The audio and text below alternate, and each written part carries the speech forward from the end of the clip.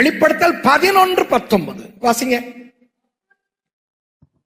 அப்பொழுது பரலோகத்தில் தேவனுடைய ஆலயம் திறக்கப்பட்டது. அவருடைய ஆலயத்திலே அவருடைய உடன்படிக்கையின் பெட்டி காணப்பட்டது. அப்பொழுது மின்னல்களும் சத்தங்களும் இடி முழக்கங்களும் பூமி அதிர்ச்சியும் பெரும் கல்மழையும் உண்டாயின. ஹலோ, பரலோகத்திலே ஒரு தேவாலயம் இருக்கிறது. அந்த தேவாலயம் மூடப்பட்டிருக்கிறது. எப்படி தெரியும்? 19வது வசனத்திலே தான் அது திறக்கப்படுகிறது. திறக்கப்படுகிறது என்றால் என்ன அர்த்தம்? அதுவரை மூடப்பட்டிருந்தது என்ற அர்த்தம். அதற்குள்ளே கர்த்தருடைய உடன்படிக்கை பெட்டி போல் ஒன்று காணப்பட்டது என்று எழுதியிருக்கிறதா? அல்லது கர்த்தருடைய உடன்படிக்கை பெட்டிகளில் ஒன்று காணப்பட்டது என்று எழுதியிருக்கிறதா? அல்லது அதற்குள்ளே கர்த்தருடைய உடன்படிக்கை பெட்டி காணப்பட்டது என்று சொல்லப்படுகிறதா? மறுபடியும் அந்த முதல் லைனை வாசிங்க, எல்லாரும் கேட்டுக்கிறங்க. அப்பொழுது பரலோகத்தில் தேவனுடைய ஆலயம் திறக்கப்பட்டது. அவருடைய ஆலயத்திலே அவருடைய உடன்படிக்கையின் பெட்டி காணப்பட்டது. அவ்வளவுதான். அப்படியானால் அந்த கர்த்தருடைய உடன்படிக்கை பெட்டி இன்றும் இருக்கிறது. எங்கோ இருக்கிறது. அப்போ அந்த புவியியல் ஆராய்ச்சியாளர்கள் சொல்லுகிறார்களே, அதனுடைய பிரகாசத்தை கண்டோம், அது அங்கே இருந்தது இங்கே இருந்தது என்று, அதெல்லாம் பொய். கோல்கோதாவுக்கு கீழே அது இருந்தது, இயேசுவின் இரத்தம் அதற்கு மேலே சொட்டு சொட்டாக விழுந்தது என்று சொல்லுவதெல்லாம் பொய். எங்கோ அந்த பெட்டி இருக்கிறது. அதைத்தான் நான் உங்களுக்கு சொல்லிக் கொடுக்க போகிறேன். யாருடைய காலத்துக்கு பிறகு பெட்டி பேசப்படுவது நிறுத்தப்படுகிறது என்றால் சாலமோனுடைய காலத்துக்கு பிறகு. அப்போ சாலமோனுடைய வாழ்நாளில் ஏதோ ஒன்று நடந்திருக்க வேண்டும். ஆம், நடந்தது. அந்த சம்பவம் ஒன்று ராஜாக்கள் 10ஆம் அதிகாரத்தில் நீங்கள் வாசிக்கலாம், அல்லது 2 நாளாகமம் 9ஆம் அதிகாரத்தில் நீங்கள் வாசிக்கலாம். சகோதரி, அந்த 2 அதிகாரங்களில் ஏதாவது ஒரு அதிகாரத்தை திருப்பி முதல் வசனங்களை நீங்கள் வாசிக்க போகிறீர்கள். கவனிங்க, நல்லா கவனிங்க. முதல்ல முழுக்க வாசிப்போம், அப்புறம் நான் உங்களுக்கு சில விஷயங்களை இதே விஷயங்களை விளக்கப்படுத்துறேன். சிஸ்டர், நீங்க என்ன ராஜாக்களா நாளாகமமா எது வேணும்? ராஜாக்கள். ஓகே. 1 ராஜாக்கள் 10ஆம் அதிகாரத்துல தான் அவங்க பிரியப்படுறாங்க. அதே சம்பவம் 2 நாளாகமம் 9வது அதிகாரத்தில் இருக்கிறது. வாசிங்க. 1 ராஜாக்கள் 10ஆம் அதிகாரம் வாசிங்கோ.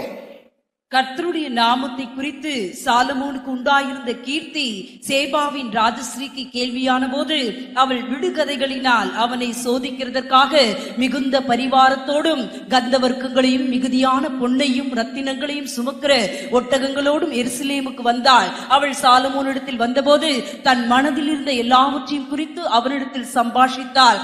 அப்பொழுது சாலமோன் அவள் கேட்டவைகள் எல்லாம் விடுவித்தான். அவளுக்கு விடுவிக்க கூடாதபடிக்கு ஒன்றாகிலும் ராஜா மறைபொருளாய் இருக்கவில்லை.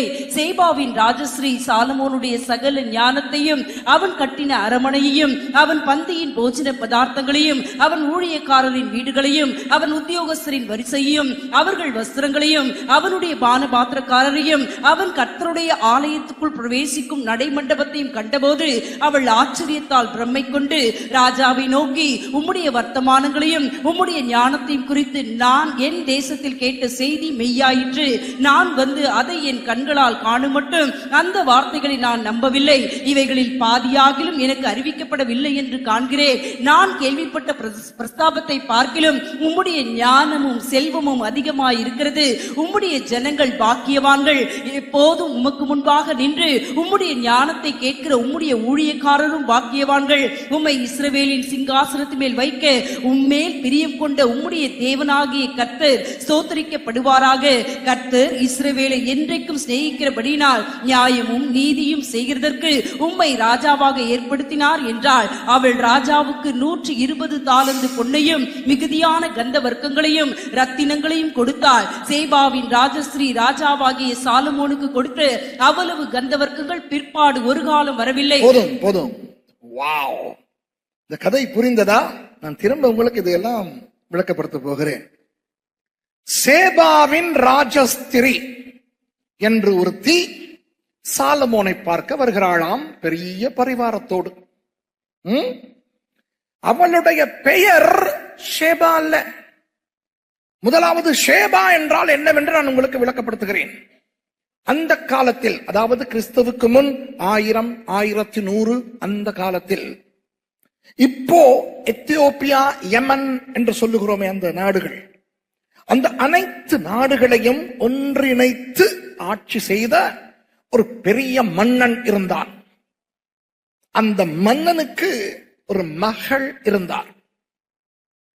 அந்த மகளினுடைய பெயர் மக்கேதா. என்ன சாமான்? மக்கேதா. அது மக்கேதான்னு வரணும். சரி, மக்கேதான்னு எழுதிக்கிறேன். மக்கேதா. இப்போ எத்தியோப்பியா என்பது செழிப்பான ஒரு தேசம். அங்குதான் நைல் நதியே உருவாகிறது. அங்கு உருவாகிற நைல் நதிதான் அநேக தேசங்களை கடந்து வந்து எகிப்திலே போய் மத்திய தரை கடலிலே சங்கமிக்கிறதாகவே எத்தியோப்பியா என்பது செய்திகளிலே பார்ப்பது போல ஒரு பஞ்சத்தில் அடிபட்ட ஒரு தேசம் அல்ல. அன்று அது செழிப்பான ஒரு தேசம், சுபிட்சமான ஒரு தேசம். அப்போ அந்த தேசத்தை ஆட்சி செய்த அந்த மன்னனுக்கு, அந்த மன்னன் எப்படி ஒரு பெரிய மன்னன் ஆனான் என்பதே ஒரு பெரிய கதை. ஒரு பெரிய மாம்பா பாம்பை அந்த மக்கள் எல்லாம் பார்த்து பயந்து கொண்டிருந்தார்களாம். அந்த மாம்பா பாம்பு வந்து ஆடு மாடுகளை விழுங்குமாம், மனித குழந்தைகளையும் விழுங்குமாம். அந்த மாம்பா பாம்பை கொல்ல முடியாத, அது மாம்பா என்று சொன்னாலும் அனகொண்டா மாதிரி போல் இருக்கிறது. என்னால் மாம்பா என்ற பாம்பை நான் பார்த்திருக்கிறேன்.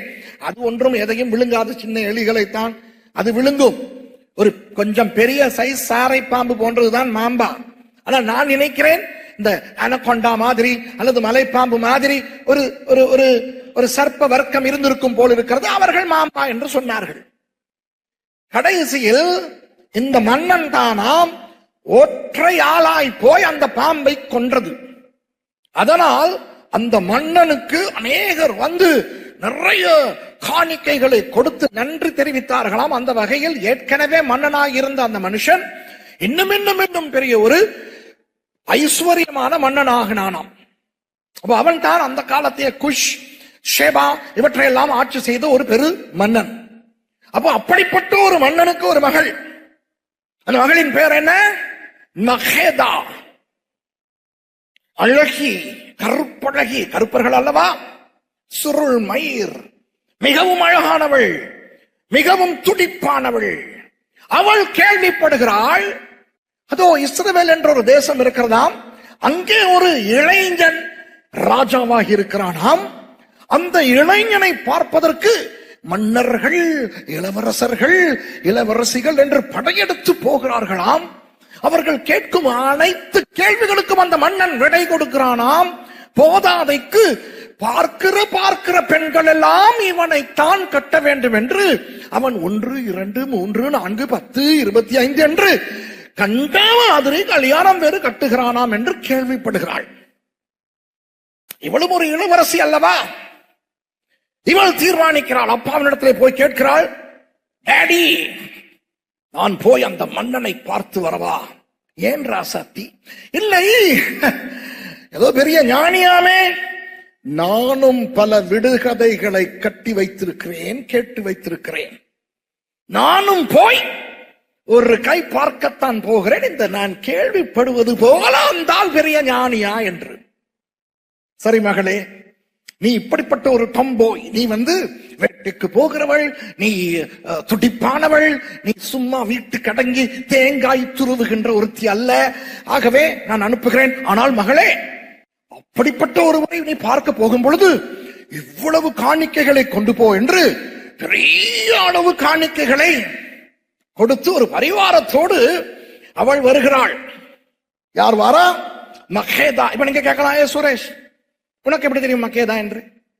எத்தியோப்பிய ஏடுகளிலேயும் இந்த சரித்திரம் இருக்கிறது, இஸ்ரவேல் ஏடுகளிலும் இந்த சரித்திரம் இருக்கிறது.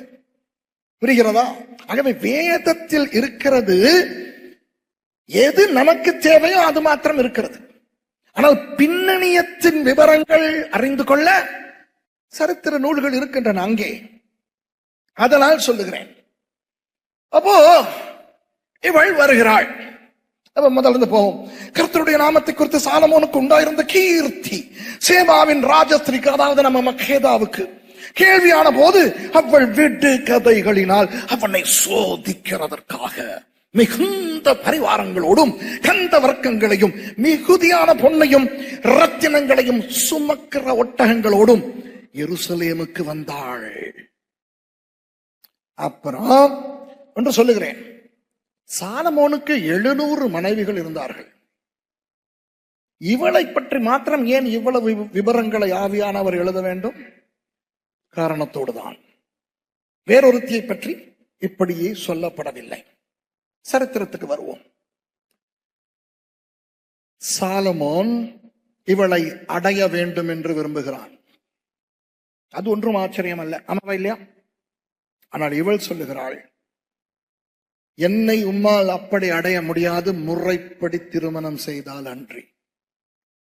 ஆகவே எத்தனை ஆவது என்று அந்த சரித்திரங்களிலே குறிப்பிடப்படவில்லை. ஆனால் சாலமோன் இந்த மக்கேதாவை திருமணம் செய்கிறார். அந்த 700 மனைவிகளில் இந்த மக்கேதாவும் ஒருத்தி. புரிகிறதா? திருமணம் செய்து கொஞ்ச நாள் ஆகின்றது. அங்கே ஷேபாவிலே இருந்து ஒரு தகவல் வருகிறது, தகப்பன் ராஜா மரணப்படுக்கையில் இருக்கிறார் என்று. அதனால் மக்கேதா திரும்ப ஷேபாவுக்கு திரும்ப வேண்டி வருகிறது. அவள் திரும்பி போக அவளுடைய தகப்பனாகிய தந்தை மரிக்க, இவள் இளவரசியாய் இருந்தவள் ஷேபாவின் மகாராணியாய் ஆகிறாள்.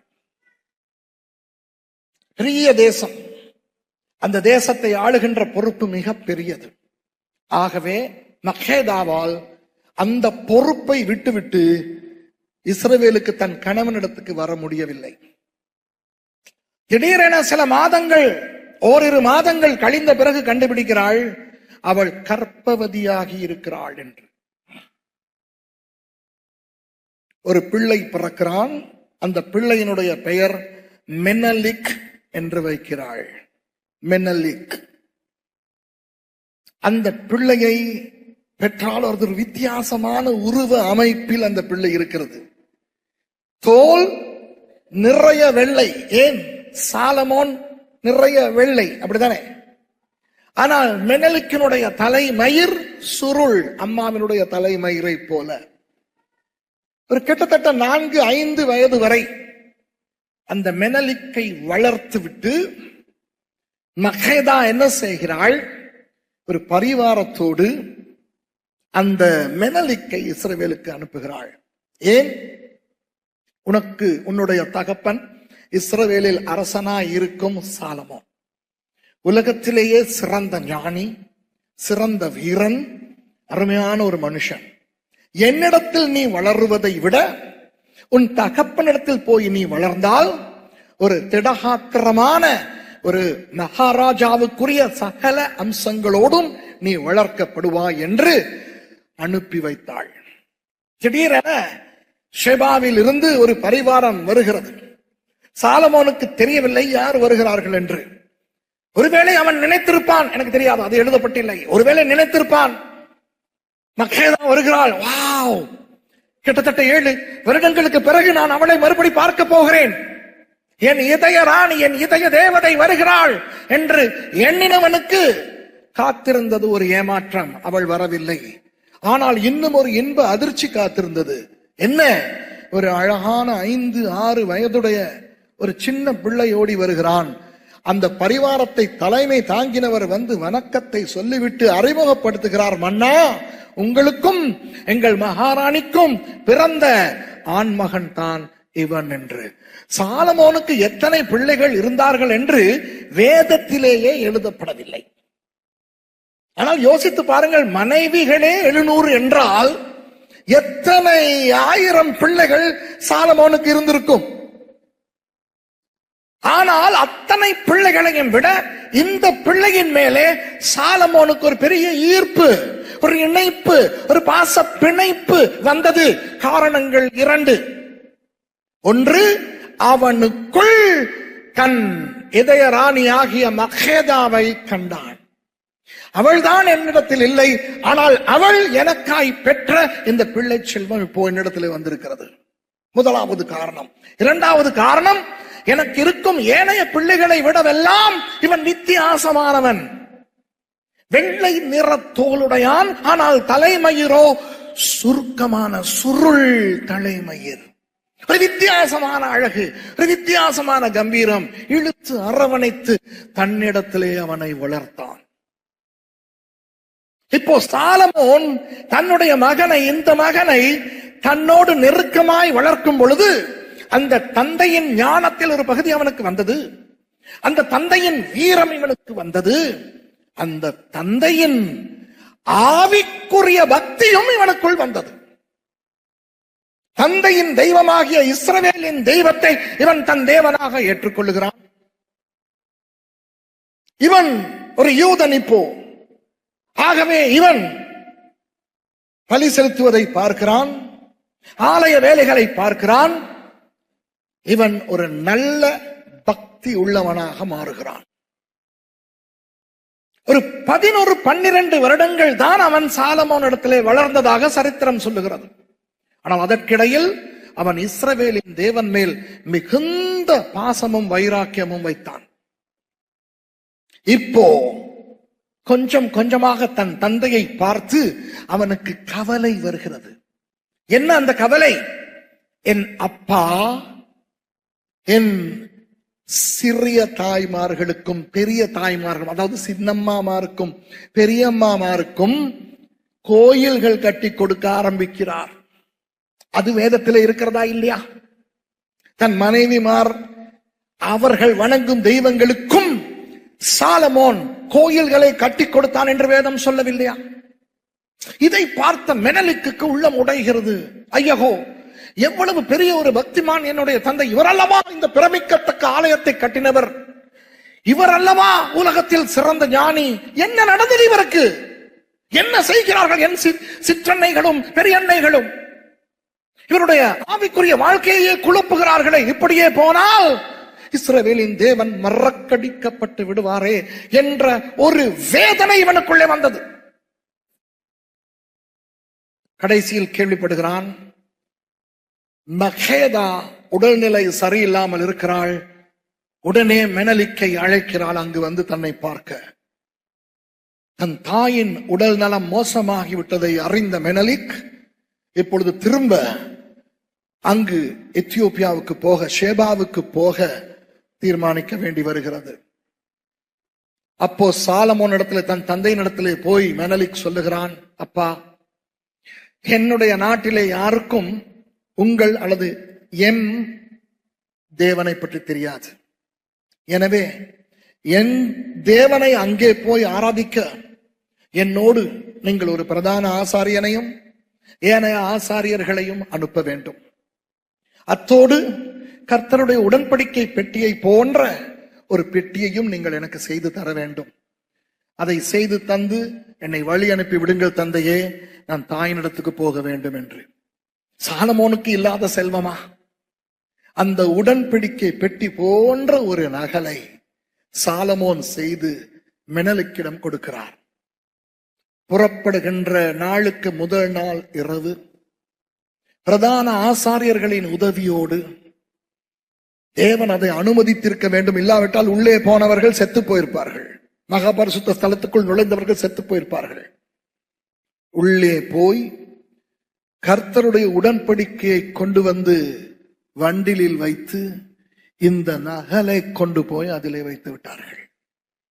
உண்மையான மோசே செய்த அந்த கர்த்தருடைய உடன்படிக்கை பெட்டி மெனலிக்கோடு எத்தியோப்பியாவுக்கு சென்று விட்டது.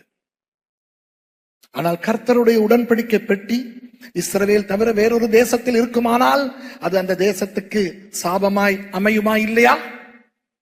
அதுவரை சுபிட்சமான செழிப்பான தேசமாய் இருந்த எத்தியோப்பியா செழிப்பை இழந்து போக ஆரம்பித்தது. அதனால் தான் எத்தியோப்பியாவிலே இவ்வளவு பஞ்சங்களும் இவ்வளவு பட்டினிகளும். புரிகிறதா? யாருக்குமே தெரியாது இப்போ தேவாலயத்தில் இருக்கிறது உண்மையான உடன்படிக்கை பெட்டி அல்ல என்று. அதனால் தேவனுடைய பிரசன்னம் அந்த பெட்டியிலே இல்லை. ஆகவே பாபிலோனியர்கள் வந்து அந்த பெட்டியை அள்ளிக்கொண்டு போகும் பொழுது அவர்களுக்கு ஒன்றுமே நடக்கவில்லை. ஆகவே அன்டியோகஸ் எபிபானஸ் வந்து ஜெயுஸ் சிலையை தேவாலயத்துக்குள் வைத்த பொழுது அவர்களுக்கு ஒன்றும் நடக்கவில்லை.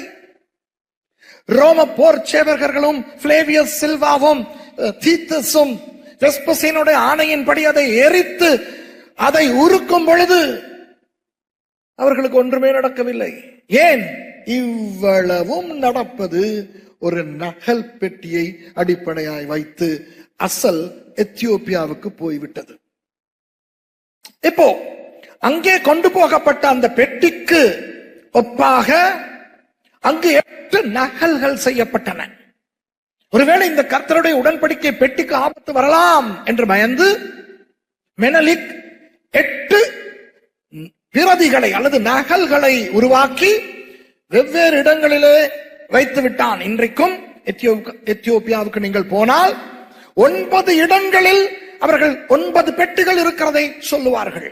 அதில் எது உண்மையானது என்று அவர்கள் சொல்ல மாட்டார்கள். இப்ப இவர்கள் யூதர்கள். அப்புறம் அந்த எத்தியோப்பியர்களுக்கு என்ன நடந்தது? அங்கு இந்த மெனலிக்கோடு சென்ற அந்த ஆசாரியர்கள் மூலம் அநேக எத்தியோப்பியர்கள் இஸ்ரவேலின் தேவனை ஏற்றுக்கொண்டு யூதர்களாய் மாறினார்கள். அது மாத்திரமல்ல, மெனலிக் சாலமோன் உயிரோடு இருக்கும் வரை ஆள் அனுப்பி அங்கிருந்து மணமக்களை கொண்டு வர செய்து இந்த ஆசாரியர்களுக்கு திருமணம் செய்வித்தான். தானும் இஸ்ரேலிய பெண்ணொருத்தியை திருமணம் செய்தான். இப்படித்தான் அவர்கள் யூதர்களாய், அந்த ஆளுகின்றவர்கள், ஆட்சியாளர்கள் யூதர்களாய் அவர்கள் வாழ்ந்தார்கள். இன்று வரை எத்தியோப்பியாவிலே அந்த யூதர்கள் உண்டு, தெரியுமா? இன்று வரை இருக்கிறார்கள். ஆனால் அந்த யூதர்கள் பெரும்பாலானோர் இப்போ யூத மதத்தை ஆசரிக்காமல் கிறிஸ்தவர்களாய் மாறிவிட்டார்கள். ஏன்? இப்போ போவோம். நமக்கெல்லாம் தெரிந்த ஒரு கதையை, ஒரு சம்பவத்தை அப்போஸ்தலர் 8வது அதிகாரத்திலே வாசிப்போம். அப்போஸ்தலர் 8வது அதிகாரத்திலே 2 விஷயங்களை நான் உங்களுக்கு நிரூபிக்க போகிறேன். 26வது வசனத்திலே இருந்து வாசியுங்கள். அப்போஸ்தலர் 8:26. பின்பு கர்த்தருடைய தூதன் பிலிப்பை நோக்கி, நீ எழுந்து தெற்கு முகமாய் எருசலேமிலிருந்து காசா பட்டணத்துக்கு போகிற வனாந்திர மார்க்கமாய் போ என்றான். அந்தப்படி அவன் எழுந்து போனான். அப்பொழுது எத்தியோப்பியருடைய ராஜஸ்திரியாகிய கந்தாகே என்பவளுக்கு மந்திரியும் அவளுடைய பொக்கிஷம் எல்லாவற்றிற்கும் தலைவனுமாய் இருந்த எத்தியோப்பியனாகிய ஒருவன் படிந்து கொள்ளும்படி எருசலேமுக்கு வந்திருந்து ஊருக்கு திரும்பி போகும்போது தன் ரதத்திலே உட்கார்ந்து ஏசாயா தீர்க்கதரிசியின் ஆகமத்தை வாசித்துக் கொண்டிருந்தான். ஓகே, கவனிங்க. முதலாவது நான் என்ன நிரூபிக்க வேண்டும்? எத்தியோப்பியாவிலே யூதர்கள் இருந்தார்கள் என்று. அப்போ இந்த கந்தாகே என்று சொல்லுகின்ற எத்தியோப்பிய மகாராணி ஒருவருக்கு மந்திரியாய் இருந்த பொக்கிஷ, அதாவது ஃபைனான்ஸ் மினிஸ்டர், அதுக்கு தமிழ் என்ன சொல்லுவீங்க? ஃபைனான்ஸ் மினிஸ்டர், நிதி அமைச்சராய் இருந்த ஒருவர் எருசலேமுக்கு வருகிறார். ஏன் வருகிறார்? பணிந்து கொள்ள. எருசலேமுக்கு பணிந்து கொள்ள வருகின்ற ஒரே ஜனக்கூட்டம் அந்த காலத்திலே யார்? யூதர்கள் மாத்திரமே. திரும்பி போகும்போது அவர் என்னத்தை வாசித்துக் கொண்டு போகிறார்? ஏசாயா. நான் காலையிலே சொன்னேன், ஏசாயா புத்தகத்தை ஏசாயா 66 சுருள்களிலே எழுதினார். அதிலே 53ஆம் சுருளை இவர் வாசித்துக் கொண்டு போகிறார். தொடர்ந்து வாசிங்க. ஆவியானவர், நீ போய் அந்த ரதத்துடனே சேர்ந்து கொள் என்று பிலிப்புடனே சொன்னார்.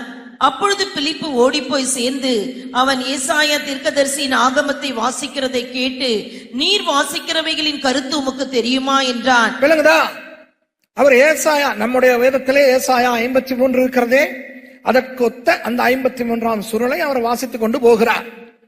இப்ப நீங்க கேட்கலாம், அது எப்படி உங்களுக்கு தெரியும் 53ஆம் சுருளை தான் வாசிக்கிறார் என்று? பிறகு சொல்லுது என்னத்தை வாசிக்கிறார்னு. அதை உங்க பைபிள்ல தேடி பாருங்க, அது ஏசாயா 53ல தான் இருக்கு. அப்போ பிலிப்பு கேட்கிறார், ஐயா அழகாக வாசிக்கிறீர்கள், ஏதாவது புரிகிறதா என்று. அப்போ வாசிங்க.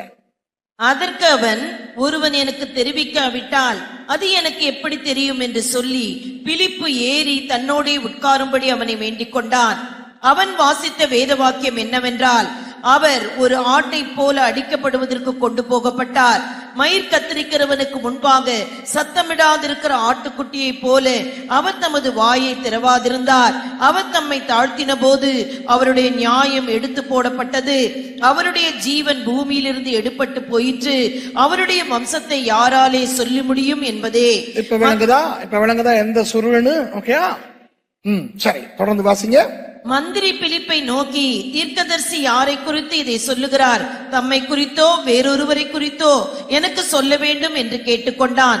அப்பொழுது பிலிப்பு பேசத் தொடங்கி இந்த வேத வாக்கியத்தை முன்னிட்டு இயேசுவை குறித்து அவனுக்கு பிரசங்கித்தான். இவ்விதமாய் அவர்கள் வழிநடந்து போகையில் தண்ணீருள்ள ஓரிடத்திற்கு வந்தார்கள். அப்பொழுது மந்திரி, இதோ தண்ணீர் இருக்கிறதே, நான் ஞானஸ்நானம் பெறுகிறதற்கு தடை என்ன என்றான். அதற்கு பிலிப்பு, நீர் முழு இருதயத்தோடும் விசுவாசித்தாள் தடையில்லை என்றான். அப்பொழுது அவன், இயேசு கிறிஸ்துவை தேவனுடைய குமாரன் என்று விசுவாசிக்கிறேன் என்று சொல்லி ரதத்தை நிறுத்த சொன்னான். அப்பொழுது பிலிப்பும் மந்திரியும் ஆகிய இருவரும் தண்ணீரில் இறங்கினார்கள். பிலிப்பு அவனுக்கு ஞானஸ்நானம் கொடுத்தான். அவர்கள் தண்ணீரில் இருந்து கரையேறின பொழுது கர்த்தருடைய ஆவியானவர் பிலிப்பை கொண்டு போய் விட்டார்.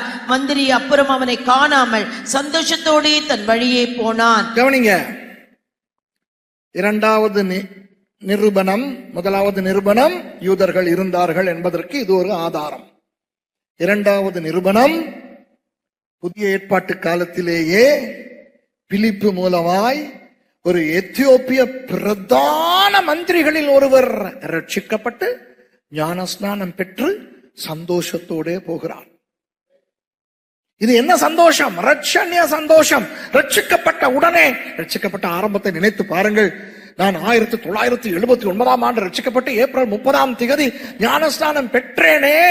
அந்த நாளில் இருந்து ஒரு சில மாதங்களுக்கு ஒரு பெட்ரோல் குடித்த நாயை போல துள்ளிக் கொண்டிருந்தேன். எனக்கு பாடம் ஏறவில்லை, படிப்பு ஏறவில்லை, அம்மாவின் திட்டு ஏறவில்லை, யாருடைய ஒன்றும் ஏறவில்லை. எனக்கு என்ன வேண்டி வந்தது தெரியுமா?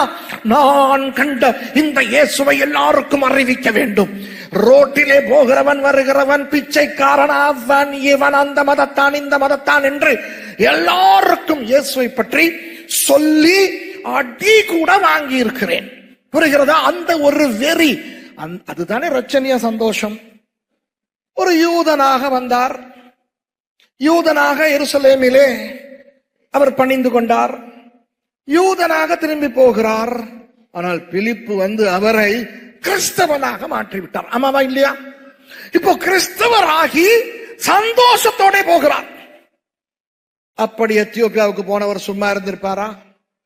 இது லேசுப்பட்ட ஆளில் ஒரு பெரிய அதிகாரி, இவருடைய மந்திரி, பிரதம மந்திரி மாதிரி ஒரு ஆள், நிதி அமைச்சர். இவர் போய், நான் நினைக்கிறேன் அங்கிருப்பவர்களுக்கெல்லாம், அங்கிருக்கிற யூதர்களுக்கெல்லாம் ஏசாயா 53 பிரசங்கம் பண்ணிருப்பார். அந்த ஆடு யாரு தெரியுமா? இயேசு என்று ஒருவர். எத்தனை பேர் ரட்சிக்கப்பட்டிருப்பார்கள் யோசித்து பாருங்கள். ஆகவே இன்று கூட எத்தியோப்பியாவிலே வாழுகின்ற யூதர்களை நீங்கள் பார்த்தால் அதில் பெரும்பாலான யூதர்கள் மேசியாவாக இயேசுவை விசுவாசிக்கிற மெசியானிக் யூதர்களாய்த்தான் இருப்பார்கள். அதனால் அக்சியோம் என்ற இடத்தில் யூதர்களால் கொண்டு வரப்பட்டு யூதர்களின் கஹனீம் என்று சொல்லுகின்ற அந்த லேவி கூட்டத்தாரால் வைக்கப்பட்டிருந்த அந்த உடன்படிக்கை பெட்டியின் இடம், அந்த இடத்தில் இருக்கிறவர்கள் எல்லாம் கிறிஸ்தவர்களாய் மாறிவிட்டபடியினால் இன்று அந்த கிறிஸ்தவர்கள் வசம் இருக்கிறது. அப்போ இன்று அந்த கர்த்தருடைய உடன்படிக்கை பெட்டியை வைத்திருக்கின்றவர்கள் யார்? எத்தியோப்பிய யூத கிறிஸ்தவர்கள். புரியுதா? இப்போ விஷயத்துக்கு வருவோம். செருபாபேல் கட்டிய ஆலயத்தை பற்றி நான் பேசினேன். அந்த ஆலயத்தை தீட்டுப்படுத்தினான் ஆன்டியோகஸ் எபிஃபானஸ் என்று சொன்னேன். அதை மேல சுத்திகரித்து பிரதிஷ்டை பண்ணினார்கள் யெகூதா மத்தாத்தியாகு என்ற அந்த குடும்பத்தினர் என்று நான் உங்களுக்கு சொன்னேன். அந்த தேவாலயத்தை இயேசுவானவர் சுத்திகரித்தார் என்று நான் உங்களுக்கு சொன்னேன். அந்த தேவாலயத்தை கிபி 70ஆம் ஆண்டு ரோமர்கள் வந்து எரித்து தூளாக்கி விட்டார்கள். இயேசுவானவருடைய தீர்க்க தரிசனம் என்ன? ஒரு கல்லின் மேல் ஒரு கல் இராதபடிக்கு அது இல்லாமல் போகும். அந்த தேவாலயத்தை எரித்த பிறகு அதனுடைய அந்த தங்கம் எல்லாம் உருகி இந்த கற்களில் படிந்தனவாம். தீ எல்லாம் அணைந்த பிறகு அந்த ரோம போர் சேவகர்கள் அந்த கற்களை எடுத்து அந்த இப்பொழுது உருகி மறுபடி திண்மமாய் மாறி இருந்த அந்த தங்கத்தை அந்த கல்லுகளில் இருந்து கலற்றி எடுத்து ரோமாபுரிக்கு கொண்டு போனார்களாம். அதனால் தானாம் ஒரு கல்லின் மேல் ஒரு கல் இராதபடி ஒவ்வொரு கல்லும் அகற்றப்பட்டது.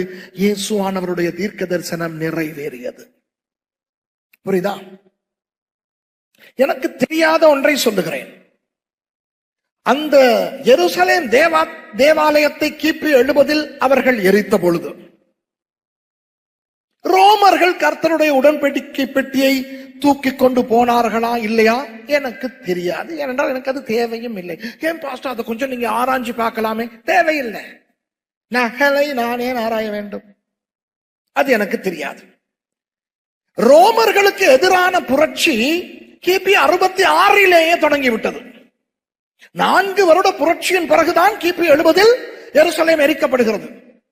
ஆக அந்த 4 வருடங்களில் யாராவது இந்த யூதர்கள் அந்த பெட்டியை பாதுகாப்பு கருதி வெளியே எடுத்து எங்காவது ஒளித்து வைத்தார்களோ எனக்கு தெரியாது. ஒருவேளை அப்படி யாராவது ஒளித்து வைத்திருக்க அந்த பெட்டியை யாராவது பார்த்து புவியியல் ஆராய்ச்சியாளர் கண்டுபிடித்து விட்டோம், அதிலே அது இருக்கிறது இது இருக்கிறது என்று சொல்லுகிறார்களோ எனக்கு தெரியாது. இருக்கலாம், இல்லாமலும் இருக்கலாம். இருந்தால் என்ன, இல்லாவிட்டால் என்ன, நகலாயிற்றே. ஆகவே அது எனக்கு தெரியாது.